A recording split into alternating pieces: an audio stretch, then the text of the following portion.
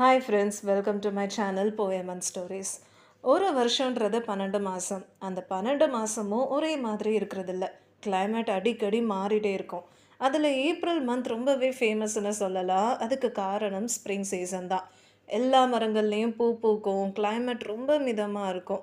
அப்புறம் summer season start ஆகிடும். இந்த ஏப்ரல் மந்த்தை வச்சு ஒரு ரொமான்டிக் போயமே இருக்கு. அந்த போயமோட பேர் தான் always Mary an April girl. இதை எழுதினவர் ஆக்டன் நாஷ்.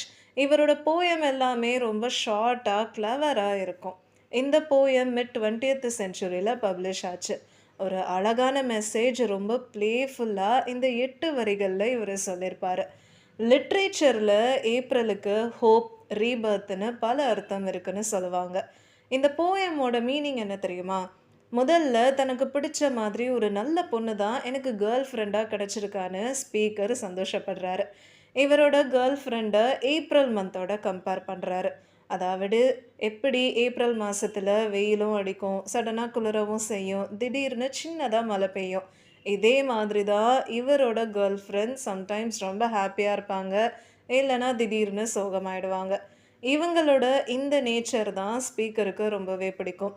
இவங்களோட ரிலேஷன்ஷிப்பில் எக்ஸைட்மெண்ட்டும் இருக்கும், அதே சமயம் அடுத்து என்ன நடக்கும்னே தெரியாது.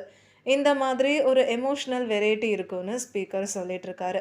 என்னதான் ஸ்பீக்கரோட கேர்ள் ஃப்ரெண்டுக்கு எமோஷன்ஸ் மாறிட்டே இருந்தாலும் அவங்க எப்போவுமே உண்மையாக தான் இருப்பாங்க. அதனால நான் என்னோட கேர்ள் ஃப்ரெண்டை ரொம்ப நேசிக்கிறேன்னு சொல்லுவார். உங்களோட கேர்ள் ஃப்ரெண்ட் ஏப்ரல் மந்த் மாதிரி இருந்தாலோ, இல்லை உங்களோட கேர்ள் ஃப்ரெண்ட் ஏப்ரல் மந்தில் பிறந்திருக்காங்கன்னா இந்த போயமை அவங்களுக்கு டெடிகேட் பண்ணி என்னோட கமெண்ட்ஸில் போடுங்க.